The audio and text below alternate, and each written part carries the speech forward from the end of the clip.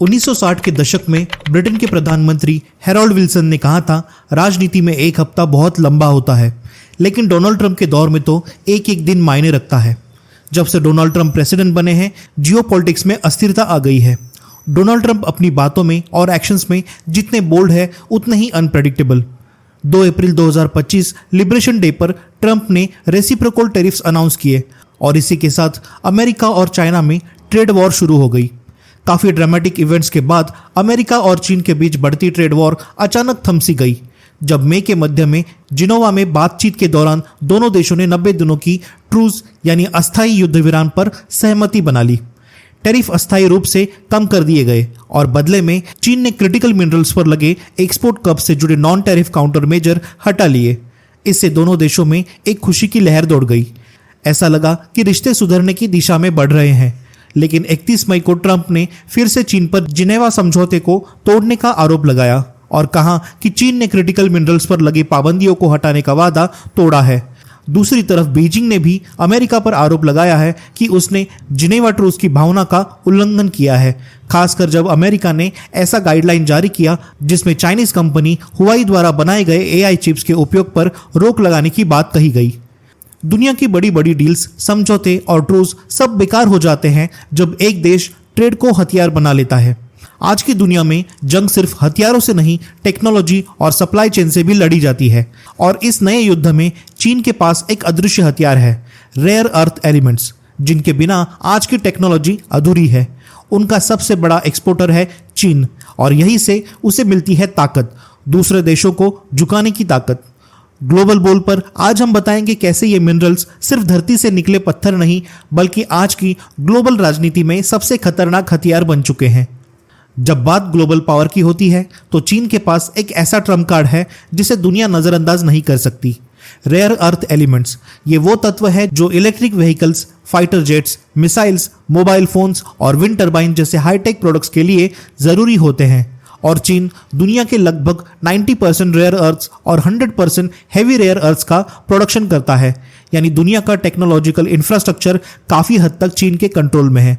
और जब भी ट्रेड वॉर या डिप्लोमेटिक टेंशन बढ़ती है, चीन इन रेयर अर्थ्स का इस्तेमाल एक इकोनॉमिक वेपन के तौर पर करता है।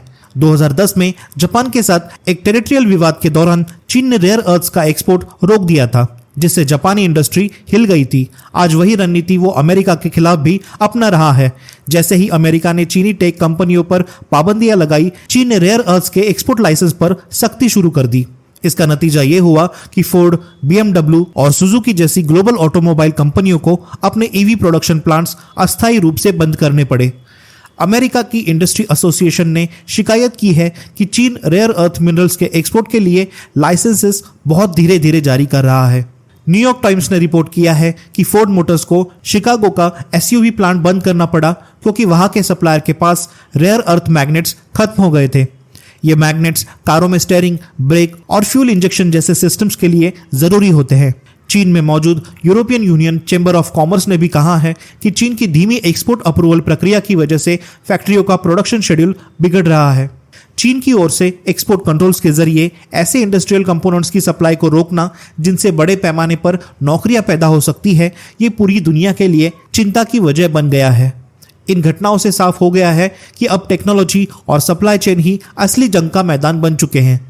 चीन आज रेयर अर्थ एलिमेंट्स का सबसे बड़ा खिलाड़ी है। 2024 तक चीन दुनिया के करीब 61% रेयर अर्थ एलिमेंट्स का प्रोडक्शन करता था।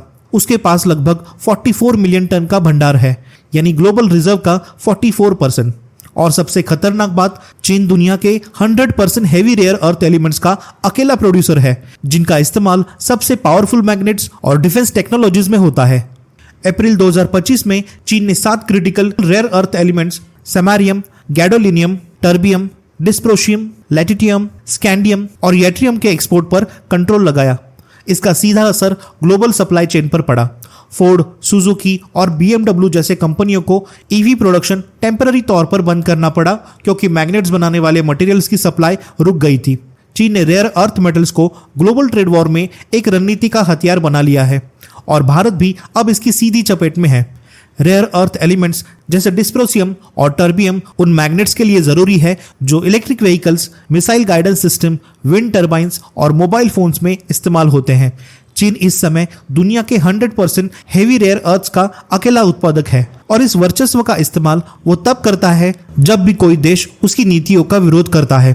अमेरिका और जापान पहले ही इसकी कीमत चुका चुके हैं और अब भारत की बारी लग रही है। भारत के पास लगभग 6.9 मिलियन टन रेयर अर्थ्स का भंडार है, लेकिन हम ग्लोबल आउटपुट का सिर्फ 1% ही प्रोड्यूस करते हैं। 2023-24 में भारत ने लगभग 1200 tonne rare earth elements import किए, जिनमें से 59% सिर्फ चाइना से थे। इस डिपेंडेंसी का सीधा असर पड़ा। बजाज ऑटो और सुजुकी जैसी कंपनियों ने चेतावनी दी कि अगर रेयर अर्थ मैग्नेट्स की सप्लाई रुकी तो भारत का ईवी प्रोडक्शन रुक सकता है और लाखों नौकरियां खतरे में पड़ सकती है। हाल की रिपोर्ट्स के अनुसार चीन की कस्टम एजेंसी अब ड्यूल यूज टेक्नोलॉजी वाले प्रोडक्ट्स की सख्त जांच कर रही है, जिससे भारत में रेयर अर्थ से जुड़ी मशीनरी और रॉ मटेरियल्स की डिलीवरी में देरी हो रही है। भारत का चीन से इंपोर्ट अब लगभग $114 बिलियन तक पहुंच चुका है और ये निर्भरता हमारी आत्मनिर्भरता को सीधा चुनौती देती है। भारत सरकार ने क्रिटिकल मिनरल मिशन और PLI यानी प्रोडक्शन लिंक्ड इंसेंटिव स्कीम जैसे कदमों से माइनिंग, रिफाइनिंग और मैग्नेट निर्माण को बढ़ावा देने की शुरुआत तो कर दी है, लेकिन जमीनी हकीकत यह है कि भारत के पास लगभग 6.9 मिलियन टन रेयर अर्थ्स का भंडार होते हुए भी हम केवल 1% का उत्पादन कर पाते हैं। इसका कारण है टेक्नोलॉजिकल गैप, निवेश की कमी और लंबी अनुमति प्रक्रिया। भारत में माइनिंग और रिफाइनिंग का इंफ्रास्ट्रक्चर अभी कमजोर है। परमिशन और क्लियरेंस लेने में बहुत समय लगता है। टेक्नोलॉजी और रिसर्च एंड डेवलपमेंट में निवेश की कमी है। भले ही PLI स्कीम और क्रिटिकल मिनरल मिशन जैसे कदम उठाए गए हो, लेकिन जमीनी स्तर पर भारत अब भी पीछे है।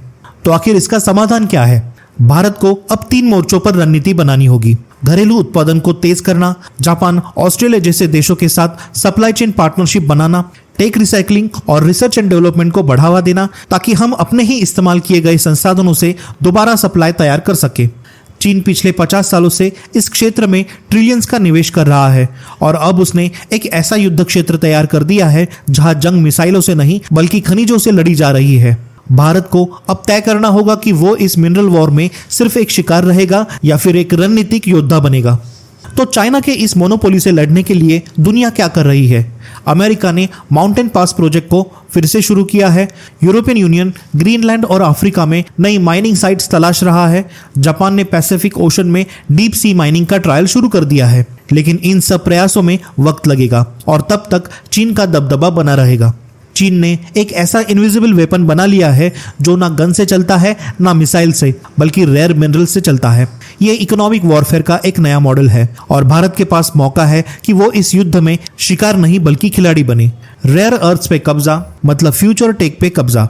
अब सवाल यह है कि क्या भारत इस मिनरल रेस में अपनी जगह बना पाएगा? आप क्या सोचते हैं? हमें कमेंट्स में जरूर बताएं। आपको ये वीडियो पसंद आया हो तो लाइक और शेयर जरूर करें, चैनल को सब्सक्राइब करें और बेल आइकन भी जरूर दबाएं ताकि हर नए वीडियो की जानकारी आप तक पहुंचती रहे। धन्यवाद।